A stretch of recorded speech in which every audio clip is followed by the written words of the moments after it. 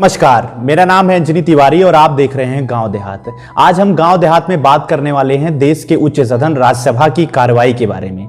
आज राज्यसभा में जम्मू कश्मीर के पूर्व मुख्यमंत्री गुलाम नबी आजाद सहित 3 अन्य सांसद शमशेर सिंह, मीर मोहम्मद भयाजी, नाजिर अहमद का आखिरी दिन था, यानी कि आज उनका कार्यकाल समाप्त हुआ और वो रिटायर हो गए। जम्मू कश्मीर के पूर्व मुख्यमंत्री गुलाम नबी आजाद की विदाई के मौके पर उनके साथ अपने संबंधों और अनुभवों को साझा करते हुए देश के प्रधानमंत्री नरेंद्र मोदी कई बार भावुक हुए और वो सदन में रोए। राज्यसभा टीवी के सौजन्य से हम आपको प्रधानमंत्री नरेंद्र मोदी का वो भाषण का वीडियो दिखा रहे हैं, साथ ही जम्मू कश्मीर पर हुए आतंकी हमले का वो वीडियो भी साझा कर रहे हैं, जिसका जिक्र करते हुए सदन में प्रधानमंत्री नरेंद्र मोदी कई बार रोए। हम हंसी खुशी से बातें कर रहे थे तो हम जैसे ही निकले तो पत्रकारों ने घेर लिया। गुलाम नबी जी ने बहुत बढ़िया जवाब दिया था। वो जवाब हम लोगों के लिए बहुत काम आने वाला है। उन्होंने कहा, भाई देखिए, आप लोग हमको अखबारों में या टीवी माध्यमों में या पब्लिक मीटिंग में लड़ते झगड़ के देखते हो, लेकिन सचमुच में इस छत के नीचे हम जैसे एक परिवार का वातावरण कहीं नहीं होता। इतनी हमारी आत्महत्या होती है, इतने सुख दुख होते हैं। ये जो स्पिरिट है, वो स्पिरिट अपने आप में बहुत बड़ी बात होती है।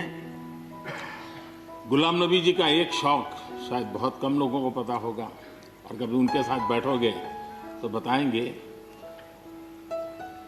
हम सरकारी बंगलों में रहते हैं तो बंगले की दीवारें, अपना सोफा सेट, उसी के आसपास हमारा दिमाग रहता है। लेकिन गुलाम नबी जी ने उस बंगले में जो बगीचा बनाया है, यानी एक प्रकार से कश्मीर की घाटी की याद दिला दे, ऐसा बगीचा बनाया है। और इसका उनको गर्व भी है। वो समय देते हैं, नई नई चीजें जोड़ते हैं, और हर बार जब कंपटीशन होती है तो उनका बंगलो नंबर 1 ले आता है।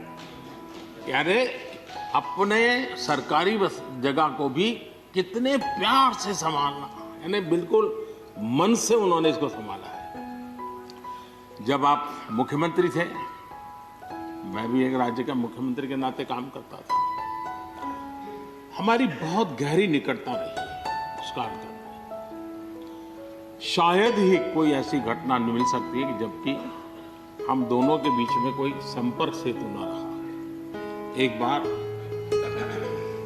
गुजरात के यात्री, क्योंकि जम्मू कश्मीर में जाने वाले टूरिस्ट में गुजरात बहुत बड़ा नंबर रहता है, और टेररिस्टों ने पर हमला कर दिया।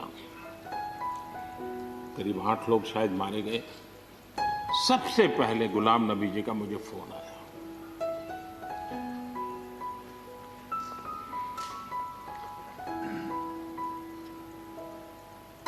और वो फोन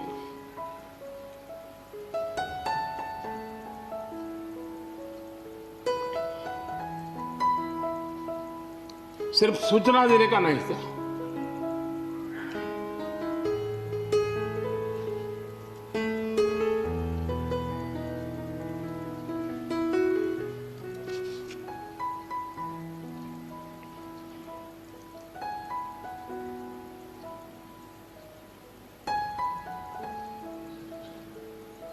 उनके आंसू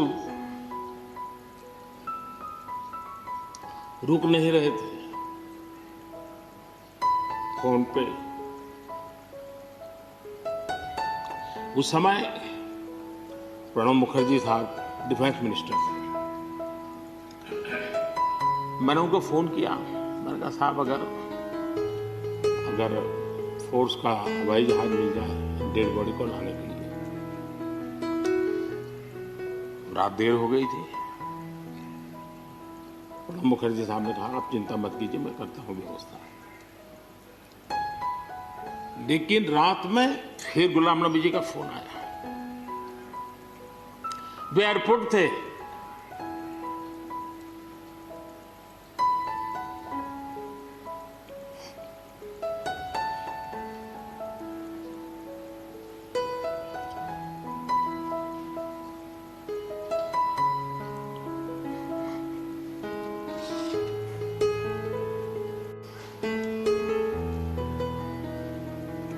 एयरपोर्ट से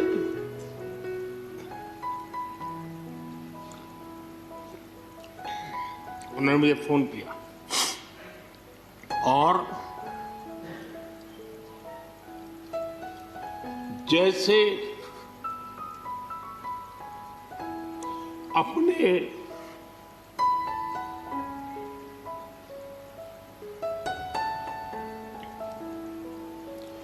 परिवार के सदस्य की चिंता करें,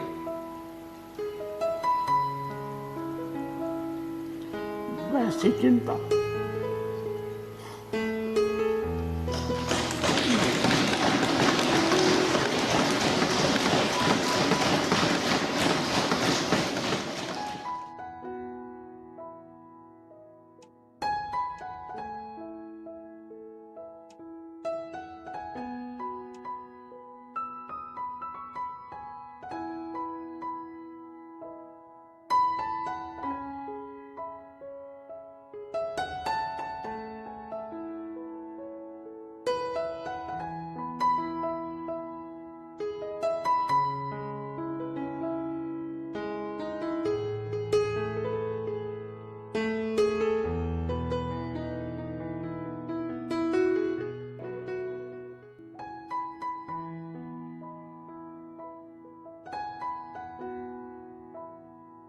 फूल फ्रूट फल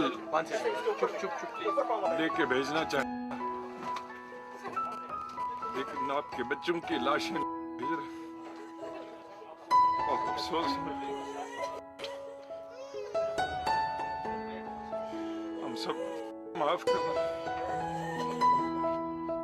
जी हाँ, अभी आपने देखा किस तरीके से देश के प्रधानमंत्री नरेंद्र मोदी विपक्ष के दिग्गज नेता की राज्यसभा से विदाई के वक्त उनके साथ अपने अनुभवों को साझा करते हुए वो भावुक हुए।